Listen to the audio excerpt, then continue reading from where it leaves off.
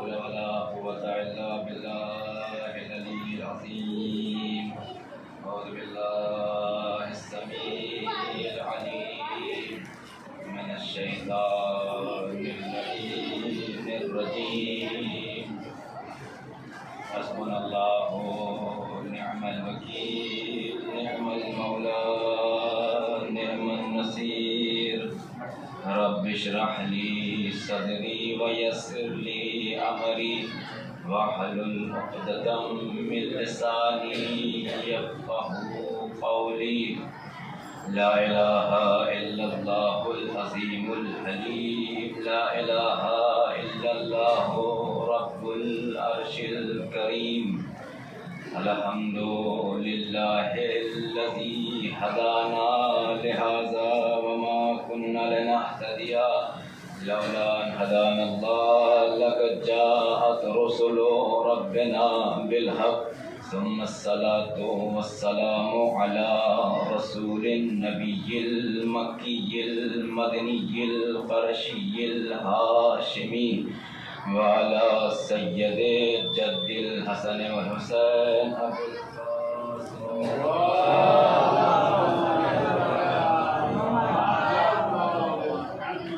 وعلى آله الطيبين الطاهرين المعصومين المظلومين الذين أذهب الله عنهم الرجس وطهرهم تطهيرا.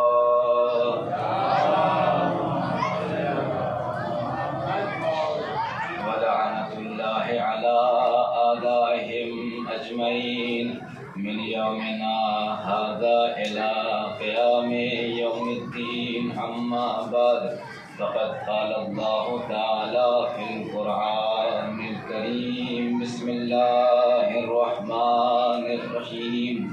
إنا أعطيناك الكوثر فصل لربك وانحر إن شانئك هو الأبتر. صلوات علی محمد.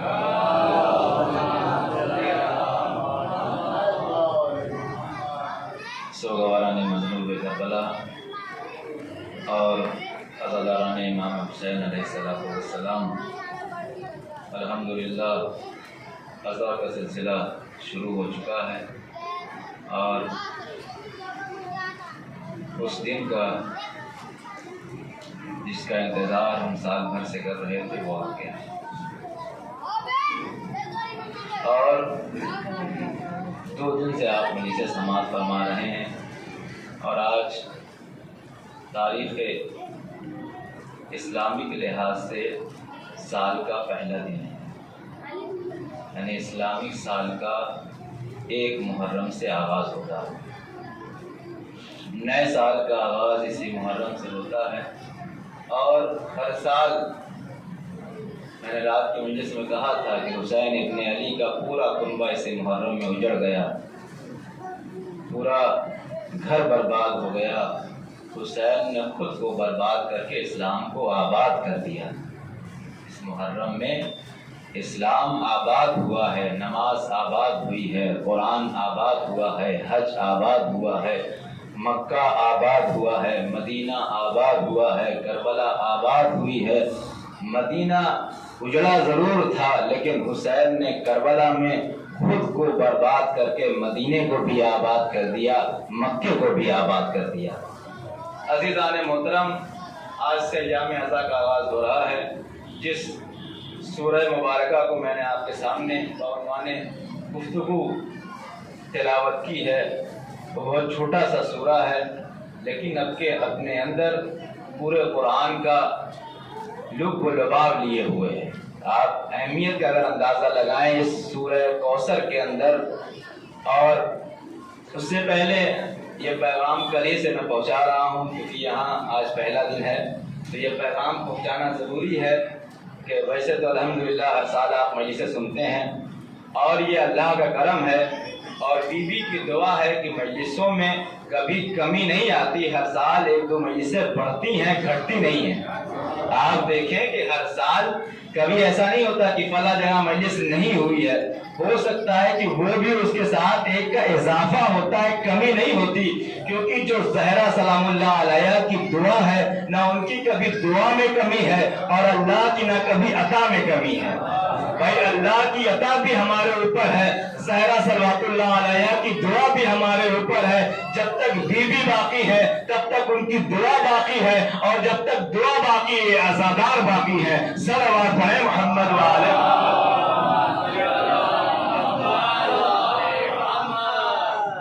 تو مجلسیں ظاہر سی بات ہے، الحمدللہ ہماری بستی میں مجلسوں کی کمی نہیں ہے، مجلسیں بہت ہو رہی ہیں الحمدللہ۔ اللہ توفیق دے کہ اس سے بڑھ چڑھ کر حصہ لیں، اور زیادہ مجلسیں کریں، لیکن مجلسوں کا ہدف ایسا نہ ہو کہ مجلسیں ہمارے بار بن جائیں، مجلسیں ہمارے لیے بوجھ بن جائیں، خدا نخواستہ ایسا نہیں ہونا چاہیے۔ مجلسوں کو مجلس سمجھ کے انجام دیں۔ میں نے رات سے میں کہتا ہوا چلا آ رہا ہوں کہ آپ لوگ بہت دور دور سے آئے ہیں، اس میں بہت سارے میرے دوست جان پہچان کے بھی ہیں، مطلب ایسے پورا گاؤں میرا جان پہچان کا ہے، لیکن جن سے بہت زیادہ رابطہ ہے، مجھے معلوم ہے کون کہاں سے کس لیے آیا ہے، تو جو جس لیے آیا ہے اسی کام کو انجام دے۔ بھائی آپ مجلس کے لیے اگر آئے ہیں تو مجلس کریں، گھر میں بیٹھنے سے کوئی فائدہ نہیں ہے۔ ہو سکتا ہے کسی اور گاؤں میں آپ ہوتے تو دن بھر میں ایک مجلس ہوتی تو آپ جا کے رات میں کر لیتے، اب 10 دن اپنا نکال کے لیے چھٹی لے کر کے آئے ہیں، کالج سے، اسکول سے، مدرسے سے یا جاب سے، جہاں سے بھی اپنی دکان بند کر کے آئے ہیں، اپنی کمپنی چھوڑ کر کے آئے ہیں، کس لیے؟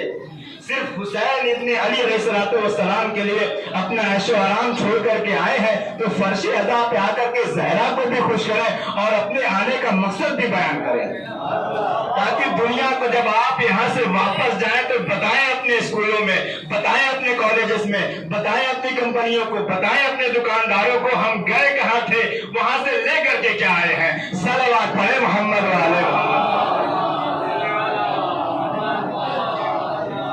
تو جس مقصد کے لیے آئے اس مقصد کے اوپر عمل کریں۔ پھر میں کہہ رہا ہوں، میری بات کسی کو میری بات بری نہ لگے، ویسے یہ حق بیان کر رہا ہوں، برا لگے تو کوئی مسئلہ نہیں ہے، معاف کر دیجئے گا، کہ آپ دیکھیں کہ کس لیے آپ آئے ہیں۔ دوسرا مقصد، آپ مطلب میں اپنے محلے کی مثال دے دوں، آپ محلہ امامیہ محلہ گودام سے چلے اور راستے میں 12 بنکی کو رک کر کے چائے پی کر کے پھر یہاں آخری میں 2 گھنٹہ بعد پہنچے، نہیں، آپ جس مقصد کے لیے نکلے ہیں چائے اپنے گھر سے پی کے آئیے۔ 5 روپیہ یا 6، مجھے نہیں پتا کتنے کی چائے ملتی ہے، 6-7 روپیہ آپ کا بچے گا، آپ کا فائدہ ہوگا۔ چائے اپنے گھر سے پی کے آئیے، مجلس کے لیے آئے تو مجلس میں آئیے، باہر کھڑے رہنے کا کوئی فائدہ نہیں ہے۔ ہو سکتا ہے کہ آپ مجلس سن رہے ہوں، دیکھیں بتا دوں، ایک سننا اور ہوتا ہے، توجہ کرنا اور ہوتا ہے۔ کبھی کبھی جو لوگ پڑھنے جاتے ہیں مجھ سے بہتر سمجھ سکتے ہیں، ہم کلاس روم میں بیٹھے ضرور ہوتے ہیں، کان میں استاد کی ٹیچر کی آواز بھی آتی ہے، لیکن جب چیپٹر ختم ہو جاتا ہے، کلاس کا گھنٹہ بچ جاتا ہے، بل لگ جاتی ہے، سمجھ ہی نہیں آتا پڑھایا کیا گیا ہے۔ ان سے پوچھا جاتا ہے کہ سائنس کا سبجیکٹ تھا یا میتھ کا، تو ان کو یہی نہیں پتا ہے کہ کس چیز کا گھنٹہ چل رہا تھا، کس چیز کے بارے میں پڑھائی کی جا رہی تھی۔ تو باہر کھڑے ہونے والوں کا یہی حال ہوتا ہے کہ باہر آواز تو جاتی رہتی ہے لیکن انہیں پتہ ہی نہیں ہوتا کہ پڑھا کیا گیا ہے، بیان کیا کیا گیا ہے۔ تو آپ جب مجلس کے لیے نکلے تو اپنے گھر کے باہر، امام بارگاہ کے باہر کھڑے ہونے کا ثواب ہے، بالکل آپ گھر میں بیٹھے ہیں اس کا الگ ثواب ہے، اس کی الگ بات ہے، باہر آ کے بیٹھے اس کا الگ ثواب ہے، لیکن فرش عزا کے اوپر آ کر بیٹھے اس کا الگ ثواب ہے۔ اور دوسری بات، وقت کی پابندی، ہر جگہ میں یہ کہہ رہا ہوں، وقت کی پابندی ہونی چاہیے، وقت کا خاص خیال رکھا جائے، وقت کا لحاظ رکھا جائے، کیونکہ جو قوم وقت کا خیال نہیں رکھتی وقت بھی اس کا خیال نہیں رکھتا۔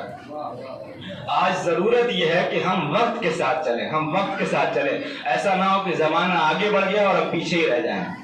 بھائی جس طریقے سے زمانہ ترقی کر رہا ہے، زمانہ آگے بڑھا، اسی طریقے سے ذمہ داری ہے کہ حسین کے چاہنے والے بھی زمانے کے ساتھ چلیں، حسین کے ماننے والے بھی زمانے کے ساتھ ترقی کریں۔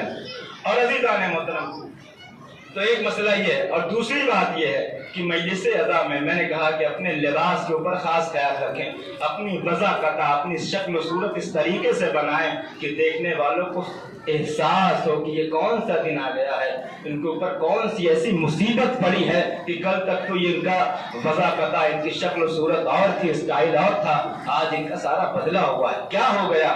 کل بقرعید کا مہینہ تھا، یہ خوشی منا رہے تھے، آج محرم کا مہینہ آ کے یہ غم کیوں منا رہے ہیں؟ تاکہ دنیا والوں کو ہم پیغام دے سکیں، دنیا والوں کو بتائیں کہ حسین ابن علی تھے کون۔ ساری دنیا تک یہ پیغام پہنچنا چاہیے۔ سوشل میڈیا کا دور ہے ہر جگہ، اور ہماری ذمہ داری ہے کہ ہم اپنے آپ کو اس طریقے سے بنائیں۔ مجلسوں میں اس کا خاص خیال رکھیں۔ اگر جلوس اللہ تعالیٰ انشاءاللہ تعالیٰ اگر نکلے تو اس میں بھی خیال رکھیں، ایسا نہ ہو کہ کوئی جلوس، میں یہ اکثر بیان کرتا ہوں کہ آپ جلوس آپ کا نکل رہا ہو، آپ کسی گاڑی والے کو گالی دے دیں، کسی کو ہٹا دیں، کسی کو جھڑک دیں، کسی کو بھگا دیں، نہیں۔ حسین ابن علی وہ ہیں جس نے حور کو پانی پلایا تھا، اپنے دشمن کو پانی پلایا تھا۔ حور نے بھی آواز دی تھی، جب وقت نماز آیا تو حور کہنے لگا کہ میں چاہتا ہوں نماز پڑھوں۔ حسین نے کہا میں بھی چاہتا ہوں نماز پڑھوں۔ تو ایک مرتبہ حسین علیہ السلام نے حور سے کہا کہ تم اپنے لشکر والوں کو نماز پڑھاؤ، میں اپنے لشکر والوں کو نماز پڑھاتا ہوں۔ حور نے کہا یہ کیسے ممکن ہے، رسول اللہ کا بیٹا جب تک رہے گا نماز وہی پڑھائے گا۔ یہ کردار حسین ابن علی تھا کہ جو دشمن بھی یہ ماننے کو تیار ہے۔ تو ہمارے مجلسوں میں، ہمارے جلوسوں میں ہمارا رول یہ ہونا چاہیے کہ ہم ثابت کریں کہ ہم حسینی ہیں۔ ہمارے ایسا کوئی ہمارے منہ سے بات نہ نکلے کہ جو ہمارا مہمان آ رہا ہے، ہم میزبان کی حیثیت سے ہیں، ہم خادم کی حیثیت سے ہیں، ہم نوکر حسین علیہ السلام ہیں، اور ایک نوکر کا کام یہ ہے کہ آنے والے مہمانوں کا احترام کریں۔ اور اس پورے محرم میں ہمارا کوئی فعل، ہمارا کوئی کام ایسا نہ ہو جس سے خدا نخواستہ امام حسین کو تکلیف پہنچے یا کسی کو بھی تکلیف پہنچے۔ ایسا نہ ہو کہ آپ جلوس آپ کا ہے۔ دیکھیے ہمارے یہاں پوری آزادی ہے، کیونکہ ہر قوم کے لوگ مائک پہ کھلم کھلا جو ہے بیان کرتے ہیں، رات بھر چلتا رہتا ہے، گانا بھی بجتا ہے، نعت بھی بجتی ہے، اور محرم میں نوا بجتا ہے، اس لیے ہمارے یہاں کوئی پریشانی نہیں ہے۔ لیکن شہروں وغیرہ میں اس کا خیال رکھا جاتا ہے۔ خدا نخواستہ کبھی ایسا وقت آتا ہے تو ہمیں بھی اس کا خیال رکھنا پڑے گا کہ یہ صرف ہمارا غم ہے، ہمیں اس غم سے دوسروں کو تکلیف نہیں پہنچانا ہے، بلکہ دوسروں کو اس غم کو دیکھ کر کے اور ہمارے قریب آئیں کہ آخر ہو کیا رہا ہے۔ یہی وجہ دنیا آج ہمارے رونے کے اوپر پابندی لگاتی ہے، کیونکہ وہ جانتی ہے کہ ہنستے ہوئے آدمی سے کبھی کوئی سوال نہیں کرتا، ہنستے ہوئے آدمی سے کبھی نہیں کوئی پوچھتا تم ہنس کیوں رہے ہو، لیکن روتے والے انسان سے، روتے ہوئے آدمی سے ہر راہگیر، چاہے جان پہچان ہو یا نہ ہو، چاہے شناخت ہو یا نہ ہو، رونے والے آدمی سے پوچھ ہی لیتا ہے کہ رو کیوں رہے ہو۔ 1400 سال سے ہم رو اسی لیے رہے تاکہ دنیا کو بتائیں کہ حق کیا تھا، باطل کیا تھا، صحیح کیا تھا، غلط کیا ہے۔ صلوات پڑھیں محمد والے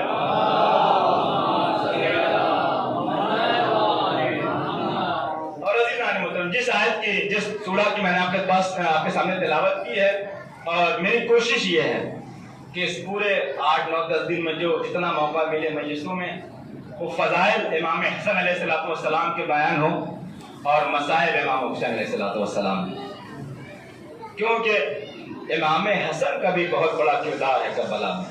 ہم اور آپ اس حیثیت کو، ہمارے ہاں مشکل یہ ہے کہ امام حسین کے بارے میں مجلسوں میں بھی، یہ میں اعتراض نہیں کر رہا ہوں، یہ بات بیان کر رہا ہوں، مجلسوں میں بھی، خدا نخواستہ میں مخالف نہیں ہوں، آپ ایسا مت سمجھیے، مجلسوں میں بھی ہمارے یہاں تذکرہ مصائب کے نام پہ کربلا کا ہوتا ہے اور فضائل کے نام پہ مولائے کائنات کا۔ بہت اچھی بات ہے، رسول اللہ نے علی کے فضائل کو بیان کیا، ہماری بھی ذمہ داری ہم بیان کریں، لیکن اس کے ساتھ ساتھ ہماری ذمہ داری ہے کہ دوسرے ائمہ کے بارے میں بھی ہمارے بچوں کو، ہمارے جوانوں کو، ہم کو پتہ ہونا چاہیے کہ حسن کا کردار کیا تھا، حسن کی شخصیت کیسی تھی، حسن کے فضائل کیا تھے۔ اس صلوات پڑھیں محمد وآل محمد۔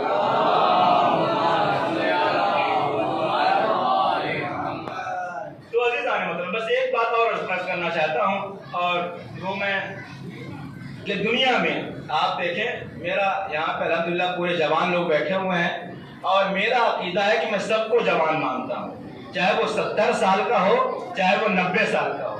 میری نگاہ میں جو بھی فرش اعضا پہ بیٹھتا ہے وہ سب کے سب جوان ہیں، اس لیے میرا خطاب سارے جوانوں سے، یہ آپ کوئی جو 70 80 سال کے اور سے مولانا سے جوان کر رہے ہیں، میرا تو نام ہی نہیں لے رہے ہیں، میں پورا خطاب جوانوں سے کر رہا ہوں۔ یہ میں ثابت کروں گا کہ وہ جوان کیسے ہیں۔ ایک صلوات پڑھیں محمد والے محمد کے اوپر۔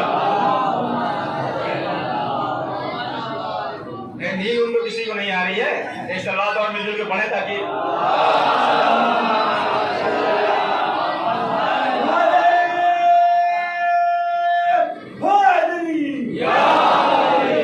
سارے جوانوں تک یہ پیغام پہنچنا چاہیے۔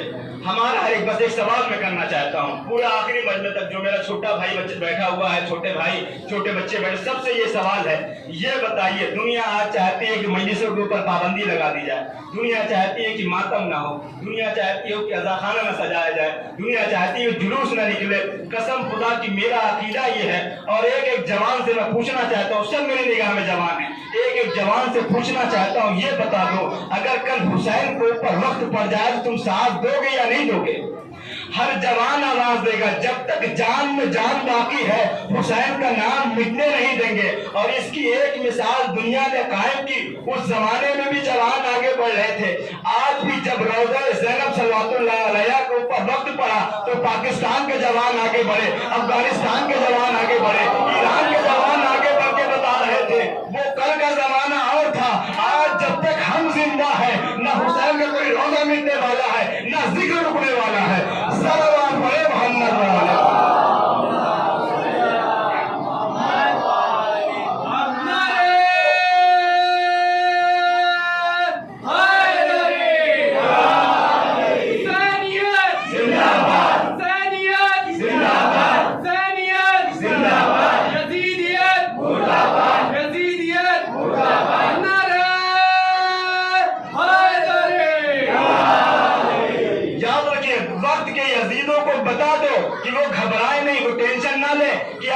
آسانی سے مٹا سکتے نہیں، جب تک ایک ایک حسینی زندہ رہے گا، ایک ایک بچہ زندہ رہے گا، یہ تا قیامت تک عزاداری قائم رہے گی۔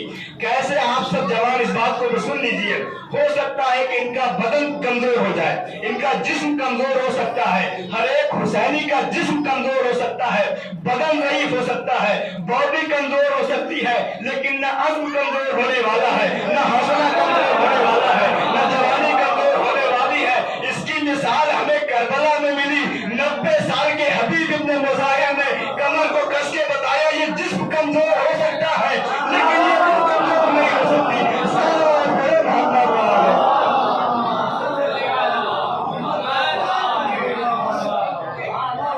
یہ جسم کمزور ہو سکتا ہے لیکن روح ہماری، ہمارا حوصلہ، ہمارا استقلال، ہمارا جذبہ یہ کبھی کمزور ہونے والا نہیں ہو سکتا۔ اور کربلا میں ایک سب ساری مثالیں موجود ہیں، ٹائم زیادہ ہو رہا ہے، کربلا میں ساری مثالیں موجود ہیں۔ اور یاد رکھیے گا، صلوات پڑھیں محمد والے۔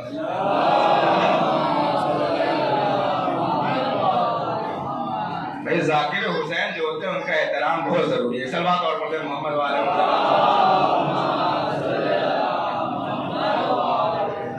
ایک صلوات مل جل کے اور محمد والے محمد کے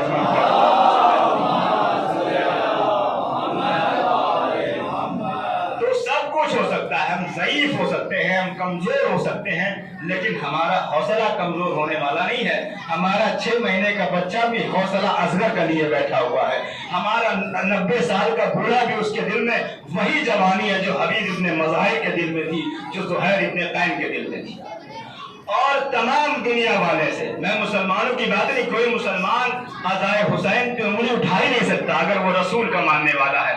میں تمام ان لوگوں سے کہنا چاہتا ہوں کہ جو عزاداری کو مٹانا چاہتے ہیں، جو مجلسوں کو روکنا چاہتے ہیں، بس آخری جملہ، جو مجلسوں کو روکنا چاہتے ہیں، مجلسوں کے اوپر پابندی لگانا چاہتے ہیں، وہ یہ سمجھتے ہیں کہ عزاداروں کو مار دیا جائے مجلسیں ختم ہو جائیں گی، عزاداروں کو مار دیا جائے ماتم ختم ہو جائے گا، ماتم داروں کو قتل کر دیا جائے ماتم بند ہو جائے گا، جلوس اٹھانے والوں کو مار دیا جائے جلوس اٹھنا بند ہو جائے گا۔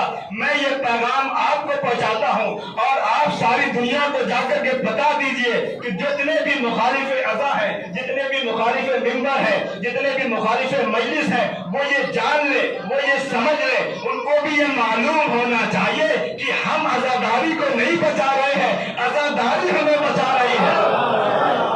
ہم عزاداری کو نہیں بچا رہے ہیں، عزاداری نے ہمیں بچا رکھا ہے۔ حسین ابن علی سن 60 ہجری میں مدینے سے نکلے تھے، 61 ہجری میں کربلا کے میدان میں شہید ہو کر حسین جب سے شہید ہوا ہے خود کو بھی باقی رکھا ہے، اور آج تک حسین بھی باقی ہے، سارے حسینی بھی باقی ہے، اور تا قیامت تک جب تک ذکر حسین باقی رہے گا ہم باقی رہیں گے۔ اگر تمہیں ہمیں مٹانا ہے تو پہلے ذکر حسین کو مٹاؤ، اور یاد رکھو ذکر حسین کی ضمانت اللہ نے لے رکھی ہے۔ اگر تمہیں जाना पड़ेगा। जब वक्त का नमरूद, जब वक्त का फिरौन खुदा को ना मिला सका, तो तुम वफादारी को क्या मिटाओगे? सल्लल्लाहु अलैहि मोहम्मद वाले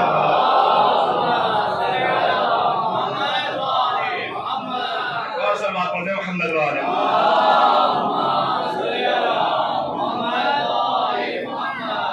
उनको ये पैगाम, उन तक ये बात पहुंचा दें कि ये हमारे भी कल सैयद साहब ने एक जुमला कहा था किसी खतीब का है कि अगर तुम एक मजलिसी को मारो, एक अज़ादार को मारो, कम से कम 40 मजलिसें उसकी होंगी। तो आप ये मजलिसें तो आप खत्म ही नहीं कर सकते भाई। एक हमारे एक आदमी मरता है, सेहूं फातिहा, 40 दिन तक रोज मजलिस होती है। तो ये सोच के मारना किसी अज़ादार को, अगर एक मारो 40 मजलिसें बढ़ेंगी घटेंगी नहीं। अगर कोई ये समझ सकता है कि किसी जाकिर को मार दिया जाए, किसी मौलाना फरहान साहब को मार दिया जाए, मजलिस खत्म हो जाएगी, अब उनकी गलत फहमी है। ये सबको पता है, अल्हम्दुलिल्लाह वो जानते हैं कि किसी अज़ादार को मारने से अज़ादारी खत्म होने वाली नहीं है। इसकी जिम्मेदारी शहजादी ने उठाई है। ये दुआ है फातिमा ज़हरा, मेरे पास वक्त नहीं है कि मैं बयान कर सकूं। कल से इंशाअल्लाह इमाम हसन अलैहिस्सलाम के बारे में बस एक सवाल पढ़े मोहम्मद वाले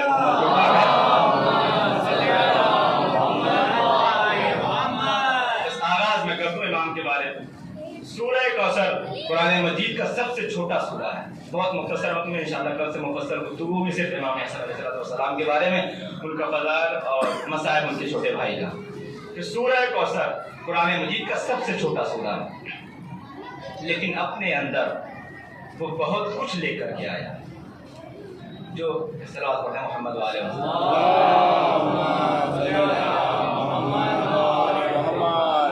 सूरह कौसर कुरान का सबसे छोटा सूरा है, लेकिन उसकी जो लफ्ज़ें हैं, उसके जो जुमलात हैं, कुरान में दूसरी मर्तबा इस्तेमाल नहीं हुई।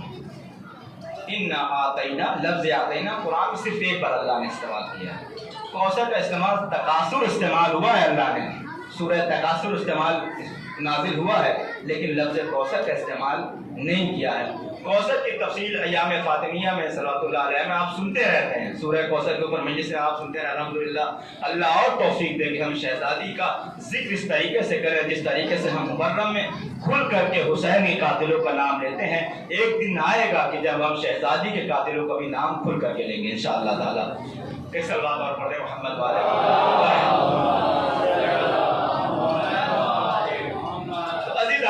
सूरह कौसर कुरान में सबसे छोटा सूरा है। वो नाज़िल किस लिए आप सब जानते हैं कि जब रसूल के ऊपर ताना-ए अब्तर का धब्बा लगने लगा और लोग ताना देने लगे, तो अल्लाह ने सूरह कौसर नाजिल करके हुजूर के दिल को तसल्ली दी कि आप घबराइए नहीं, हमने आपको कौसर अता किया है। और कौसर की शक्ल में शहजादी फातिमा ज़हरा सल्लल्लाहु अलैहा को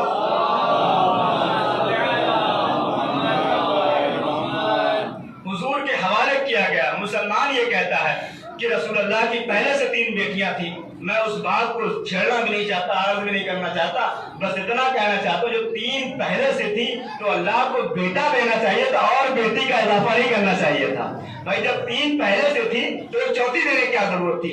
जरूरत यह थी कि ताना-ए अब्तर का जवाब तब होता जब एक बेटा पैदा होता। अल्लाह ने दुनिया वालों को बताया कि ये गलतफहमी छोड़ दो कि नस्ल सिर्फ बच्चों से चलती है, नस्ल सिर्फ बेटों से चलती है। अल्लाह के रसूल की नस्ल बेटी से चली है और दुनिया वालों को ये पैगाम पहुंचाया। और सूरह कौसर तो फातिमा ज़हरा सल्लल्लाहु अलैहा पहली तफसीर जो इस दुनिया में आई जब रसूलुल्लाह का सीना चौड़ा हो गया, रसूलुल्लाह का चेहरा खिल गया। और जब उस वक्त ये आया कि जब तमाम अरब में हर तरफ सन्नाटा था, लोग परेशान थे कि फातिमा तो आ गई है लेकिन फातिमा का कोई वारिस नहीं है, रसूल का कोई वारिस नहीं है। इधर अल्लाह ताला ने हुक्म दिया, उधर अल्लाह के हुक्म से एक बच्चा खाना रसालत में पैदा हुआ बउनवान हसन। इस दुनिया में वो बच्चा पैदा आया, रसूल का चेहरा भी मुस्कुरा उठा, कायनात भी मुस्कुरा उठी, इस्लाम का चेहरा भी खिल गया कि अब मेरा पहला वारिस आ गया। सूरह कौसर की पहली तफसीर इमाम हसन अलैहिस्सलाम है, जिनके आने के बाद रसूल इस्लाम को भी अब एहसास हो गया कि मेरा हसन आ गया है। इस्लाम भी खुश हो रहा था कि मेरा हसन आ गया। क्यों? क्योंकि अब सारी दुनिया को मालूम हो गया कि अभी तक सिर्फ एक अली थे, अब दूसरा हसन आ गया है। वो कभी अली बनेगा, कभी मोहम्मद बनेगा। सल्लल्लाहु अलैहि मोहम्मद वाले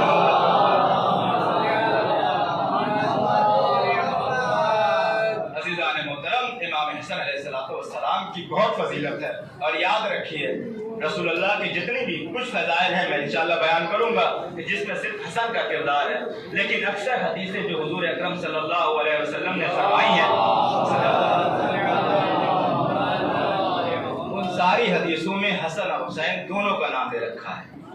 और याद रखिए, या आपके कभी जहन में इंशाल्लाह आते रहेंगे, सुनेंगे कि इमाम हुसैन माशाअल्लाह बुज़दिल नहीं थे, कमज़ोर नहीं थे। वक्त का तकाजा ये था कि अगर हुसैन के हाथ में उमूर इमामत 50 हिजरी में होता तो हुसैन सुलह करते, और हसन अगर 60 हिजरी में होते तो हसन जंग करते। यानी हसन और हुसैन के किरदार में फ़र्क नहीं है। और माज़ल्लाह कोई हसन को कमज़ोर ना समझे। हसन के लाल कासिम ने करबला में ये साबित कर दिया है। मैं एक ही वाक़या रात से पढ़ता हुआ चला हूँ, यहाँ भी पढ़ दूँ, और वो बहुत ज़रूरी है यहाँ के मोमिन के लिए भी जो लोग रात में नहीं थे, कि एक तो पैगाम ऐसा आप तक पहुँचना चाहिए कि मजलिसों को आप अहमियत दें, मजलिसों की आप अजमत समझें। बड़ी ज़हमत और मुशक्क़त से ये मजलिसें हम तक आई, और मजलिसों में बटने वाला तबर्रुक के ऊपर भी हमें उसका ख़ास ख्याल रखना चाहिए। और एक पैगाम और भी मैं दे दूँ कि जब अलम निकलता है, ये मेरे अपने बचपने की बात है, क्योंकि मैं भी आप ही का बच्चा हूँ, आप ही के यहाँ का हूँ और इसी गांव का हूँ। तो जब हमारा बचपना था तो हम अलम के लिए लड़ाई करते थे। हम लोग अलम उठाने के लिए लड़ाई करते थे, बच्चे आपस में कि हम पहले उठाएंगे, हम पहले उठाएंगे। लेकिन आज माहौल ये हो गया कि अलम उठाने वाला कोई नहीं मिलता। आज का ये वक्त आ गया, ताबूत उठाने वाले कोई नहीं है। जिस तरीके से हम अपने मुर्दों का ताबूत उठाते हैं, क्या ज़हरा का लाल इतना गरीब हो गया कि उसके ताबूत उठाने वाले नहीं? हमें इन सब बातों के ऊपर गौर करना चाहिए। हमसे ज़्यादा कौन है हुसैन का चाहने वाला? हमारे यहाँ मजलिसों की तादाद बढ़ती जा रही है, लेकिन हम आज़ादारी को कम करते जा रहे हैं। हमारे यहाँ ताबूत पड़ा रहता है, ताबूत होना ये चाहिए। मैं ये नहीं कहता कि आप पूरा लेकर के ताबूत कहीं पूरे गश्त नहीं करता, आप गश्त मत करिए, लेकिन जब कम से कम जब ताबूत निकलता है उस वक्त सब पढ़ करके कांधा दें, उस वक्त सब पढ़ करके सहारा दें और आवाज़ दें, हुसैन कल आपका लाशा बेगोरो कफन पड़ा था, आपका कोई नहीं था, लेकिन आज ये आपके चाहने वाले आपकी शबीह ताबूत उठा करके बता रहे हैं, मौला अगर हम करबला में होते तो या तो कुर्बान हो जाते, अगर जिंदा रहते तो आपके लाशे को यूं ही पड़ा रहने नहीं देते। और दूसरा पैगाम तबर्रुक के उन्वान से, ये तबर्रुक हुसैन को आप हल्के में मत लीजिएगा। इस तबर्रुक हुसैन की अहमियत बहुत है। इसके लिए लोगों ने अपनी गर्दनें कटा दी हैं, अपने हाथ कटाए हैं। तबर्रुक की बड़ी अजमत है। तबर्रुक जहाँ पे मिले उससे चूमा करिए, इसके अंदर शिफा है। अपने बीमारों को खिलाया करिए, हुसैन आपको शिफा देंगे। तबर्रुक की अजमत बड़ी है। मौलाना शम्सुल उलमा जिनका लक़ब है, नाम है सिद्दे हसन साहब क़िबला, लखनऊ को बयान करते हैं। रिवायत मैंने दोनों मरतबा दोनों मजलिस में रात में पढ़ी, यहाँ भी अर्ज कर दूँ। तबर्रुक की अहमियत ये है, कभी कभी ऐसा होता है कि हम तबर्रुक को या कभी उसको अहमियत समझ करके उसको नहीं लेते, कभी उसको कम समझते हैं, और कभी कभी ऐसा तो बहुत भीड़ होने की वजह से हम तबर्रुक नहीं लेते। मैं ये चाहता हूँ कि तबर्रुक अगर आपको मिल रहा है तो आप तबर्रुक ज़रूर लें, और ले करके उसको खाएं, चाहे थोड़ा सा। याद रखिए ऐसे और बड़ा अजीम मरहला है। वो बयान करते हैं कि मैंने एक रिवायत पढ़ी और रिवायत में जिक्र ये आया कि तबीब लश्कर हुसैनी जिनका नाम ज़ुहैर इब्न क़ैद है, रात में मैं रिवायत पढ़ चुका हूँ, दोबारा पढ़ रहा हूँ, समाज फरमाइएगा। तबर्रुक की बहुत अहमियत है, माँ के दिल का अरमान है ये, हुसैन के नाम पे जो बढ़ता है। सो रिवायत बताती है, उन्होंने ये सुना रिवायत में कि आप फरमाते हैं कि अगर कोई इंसान बीमार है, उसे इलाज उसका नहीं हो रहा है, बीमार मर्ज से शिफा नहीं मिल रही है, तो वो ये रात में नियत करके सोए कि अगर मैं बीमार हूँ और मुझे शिफा नहीं मिल रही है, ऐ तबीब लश्कर हुसैनी ज़ुहैर इब्न क़ैद, मेरे मर्ज का कुछ इलाज बता दीजिए। और ये कह के वो सोएगा तो रात में उसे बुजुर्गवार की ज़ियारत होगी और वो आकर के पूरा वास्ता, पूरा इलाज आपको बताएंगे, नुस्खा बताएंगे। एक बहन थी जिसका भाई बीमार था, उसने ये जब रिवायत सुनी, मजलिस सुनी, तो उसने जाकर जब वो रात में सोने लगी तो उसने ये नीयत की है, ज़ुहैर इब्न क़ैद, ऐ तबीब लश्कर हुसैनी, मेरा भाई बहुत दिनों से बीमार है और उसका इलाज नहीं हो पा रहा है। हर तबीब को दिखाया, हर डॉक्टर को दिखाया, लेकिन उसका कोई इलाज नहीं हो रहा है, मुझे अपने भाई का इलाज बता दीजिए। راوی کہتا ہے کہ جب وہ سوئی اور سونے کے بعد میں خواب میں دیکھا کہ ایک بزرگوار تشریف لے آئے ہیں اور تشریف لانے کے بعد سارا مجمع اکٹھا ہوا ہے، لوگ جا کر کے ان سے دوا لے رہے ہیں، ان سے علاج کا نسخہ لے رہے ہیں۔ یہ بی بی بیان کرتی ہے کہ میں بھی ان کے پاس ہاتھ جوڑے ہوئے گئی کہ میرا بھائی بہت دنوں سے بیمار ہے اور اس کو علاج نہیں ہو رہا، کچھ دوا تجویز کر دیجئے۔ جب ان کا وقت آیا تو اس بزرگوار نے کہا کہ تمہارے بھائی کے پاس دوا موجود ہے لیکن وہ اس کو کھاتا نہیں ہے۔ اس نے ہاتھ جوڑ لیا، اے بزرگوار کیسی بات کر رہے ہیں، ایسا بالکل نہیں ہے، میرا بھائی روز دوا کھاتا ہے، میں اپنے ہاتھ سے اسے دوا کھلاتی ہوں۔ اس بزرگوار نے کہا نہیں، تمہارا بھائی مجلسوں میں جاتا ضرور ہے لیکن میرے حسین کا تبرک نہیں لیتا، اور اگر تبرک لیتا بھی ہے تو اس کو کھاتا نہیں ہے۔ اپنے بھائی سے کہہ دو اسی تبرک کے اندر شفا ہے۔ وہ رات میں اٹھی اور اٹھنے کے بعد فوراً اپنے بھائی کے حجرے میں گئی، جانے کے بعد جگایا، آواز دی، کیا یہ سچ بات ہے کہ تم مجلسوں میں جاتے ہو اور تبرک نہیں لیتے ہو؟ اس نے کہا ہاں بہن ایسا ہوتا ہے کبھی کبھی کہ مجلسوں میں جاتا ہوں اور رش کی بنیاد پر، بھیڑ کی بنیاد پر، زیادہ لوگ ہونے کی وجہ سے میں تبرک نہیں لیتا ہوں۔ اس نے کہا تم نے غضب کر دیا۔ ان بزرگوار نے کہا کہ جو میرے حسین کا تبرک کھاؤ اسی کے اندر تمہیں شفا ملے گی۔ اے سوگوارو، حسین کی بیٹی ضرور بیمار ہے لیکن جو حسین کا بیٹا بیمار ہے لیکن جو حسین کے در پہ آتا ہے وہ شفا پاتا ہے۔ کیسے نہ شفا پائے؟ آج کربلا آباد ہونے والی ہے، مدینہ سنسان ہے، قبر رسول ویران ہے، قبر فاطمہ ویران ہے۔ ایک دکھیاری ماں اپنا پہلو سنبھالے ہوئے حسین کے پیچھے پیچھے چل رہی ہے۔ اے میرے لال حسین، تو کربلا پہنچے گا، تجھ سے پہلے تیری ماں سیدہ کربلا پہنچ جائے گی۔ اللہ لعنت اللہ القوم الظالمین۔ سیادم الذین ظلموا الا من خفی ان تلمون انا للہ و انا الیہ راجعون۔